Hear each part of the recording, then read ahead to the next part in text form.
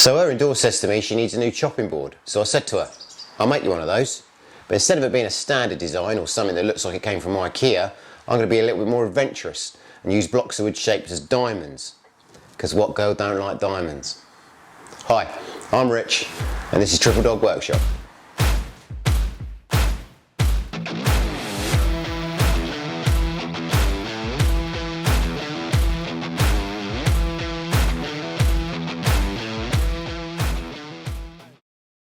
Expertise extend into the field of diamond. Well, hardest substance found in nature. They cut glass. Marriage, I suppose, have replaced a dog as a girl's best friend, and that's about it. So a long time ago, a teacher once told my parents that if there's a difficult way of doing something, your son will find it. And it strikes me this is much the same when it comes to making this chopping board. I've never made a chopping board before, and considering all the types of chopping board that I could make, this is probably one of the most challenging. But to be sure that it works, we're going to do a couple of test cuts with this bit of MDF. So having cut up all the shapes, we can actually see if this does work, and it does, which is a result. So this was certainly the right thing to do before actually cutting all the expensive wood. You dirty double-crossing limey think those goddamn diamonds are phonies. So I've just got back from my local timber yard, Taunton Timber, and picked up the load of bits off their scrap pile for about £1 each. So this was ideal for what I need. So I just need now to mill them all down to the same thickness and cut them all to the same width.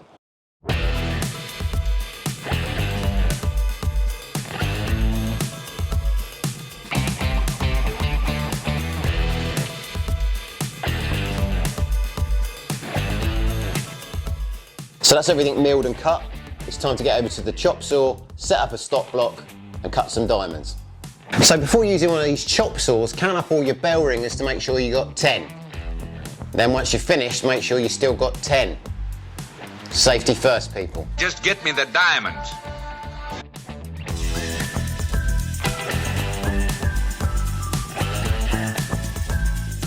So all ready for gluing up now, and I've actually spent quite a lot of time already off camera figuring out in what order I want the bits of wood to sit in, and actually I've now numbered them all so I know where they all go. Because of the shape of the wood, they're going to want to move around in the clamp, so I've made this jig off camera.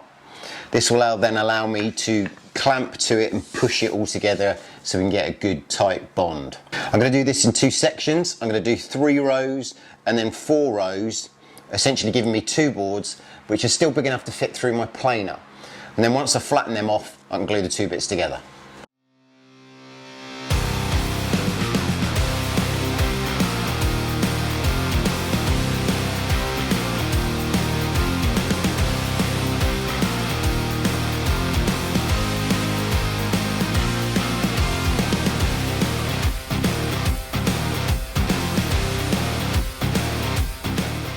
So both bits have gone through the planer now, and you know, there's some really good bits and there's some not so good bits.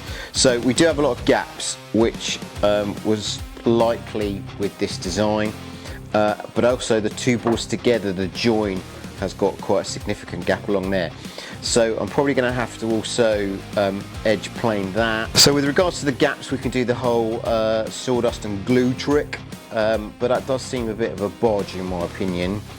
Having thought about it, I think the having the diamonds horizontally would have looked better, and I think that would have given it certainly a better look, but of course I need some extra bits to be able to cut a square out of that.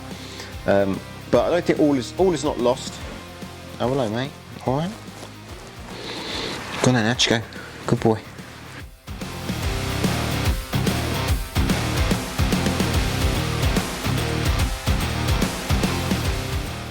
So the board's out of clamps now and it's all glued up. However, while it's been drying, I have questioned the direction of the diamonds and the way I've glued this up. I think ultimately it would have been a whole lot better to have the diamonds horizontally as you look at the board, rather than how we've done it. Now, I've got 2 choices here. I can cut out a square of what I've got here when it'd be quite a small board, or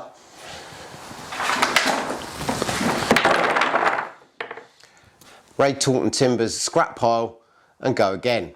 What do you intend to do with those diamonds? So all is not lost. I will complete this board and we'll have a spare one in the kitchen, that's great. But to get the actual look that I'm really looking for, I think it is a bit of a start over. Having done a bit more research on symmetrical chopping boards, I came across this YouTuber called Board and Moth that has done something similar. I'll leave a link to his channel in the description. Taking a bit of inspiration from him, I'm going to cut a rabbet in the top and bottom edges of the diamonds, and then once they're glued together, I'm going to fill that gap with epoxy.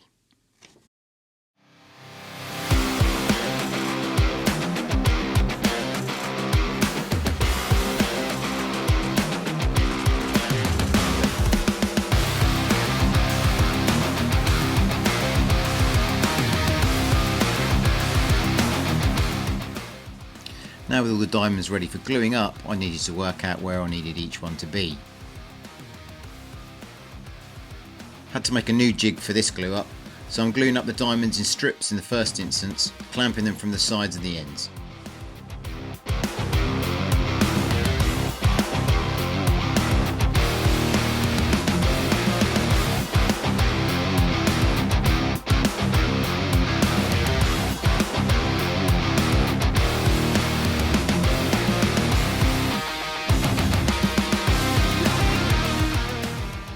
Get those diamonds out of here and fast. So that's all the strips glued up, but it has made quite a mess. So the next stage is to clean all these up before we can glue them together in the right orientation.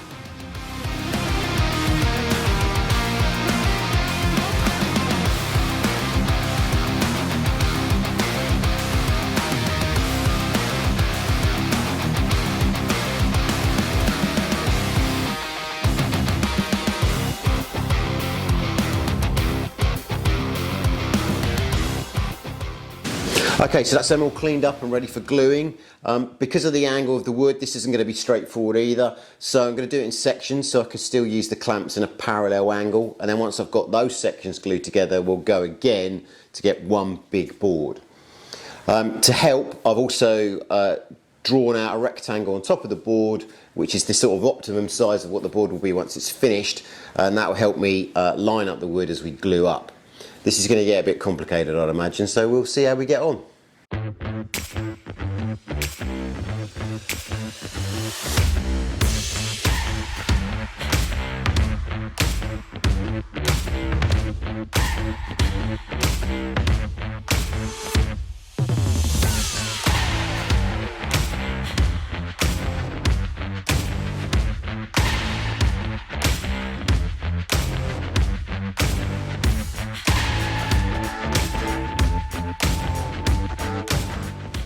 So this labour-intensive chopping board continues. As you can see, it's out of the clamps now and all glued up.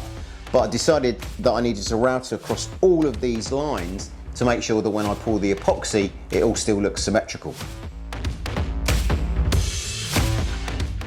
That didn't take long at all. So it's now time for the epoxy pour. I'm going to use this Epoxy epoxy, which I've used loads of times before. I'll leave a link in the description of where you can find it. I'm going to add some black pigment too, and hopefully it'll all be very straightforward. But with this project, who knows? If you've not used epoxy before, it's very important that you get the measurements right.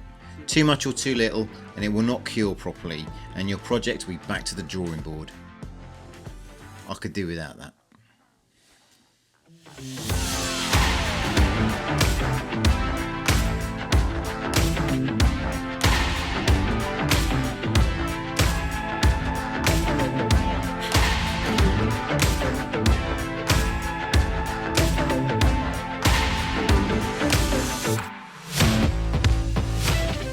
Just checking for leaks. With the epoxy now cured, it's time to finish this off. So first up, we're going to use this router sled to flatten both sides. Just when I thought I was on the home stretch, more problems. Seems I might have been a bit overzealous with the flattening process. So as you can see here, I've taken away most of the epoxy, exposing the wood underneath. So unfortunately, there really is no other option other than to router out these grooves one more time and pour some more epoxy. Just like this. Right, so now we've caught ourselves back up again, let's cut it to size. Your problems are all behind you now.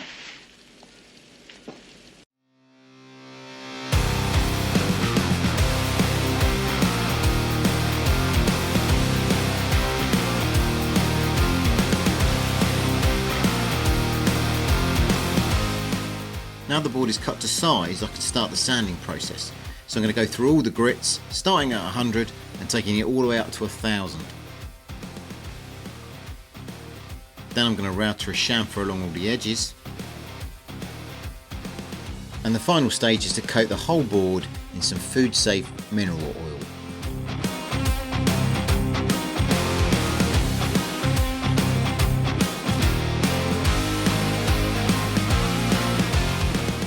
So this is the original board that I gave up on, but I have finished it all off and actually hasn't turned out that bad.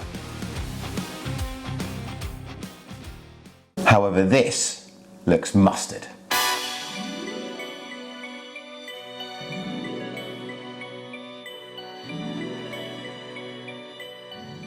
So those of you with a keen eye would have seen I've done the other side in a diamond white epoxy, which I think gives it a great contrast.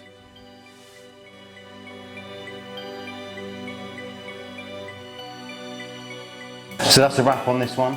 Maybe I should take that advice to that teacher and try something a little easier next time. Thanks for watching. Don't forget to like and subscribe, and don't forget to stick around for the bloopers. We'll see you on the next one. Right, what's next? But instead of doing a straight normal, let's get thickness, and I can cut them to the same length, width even.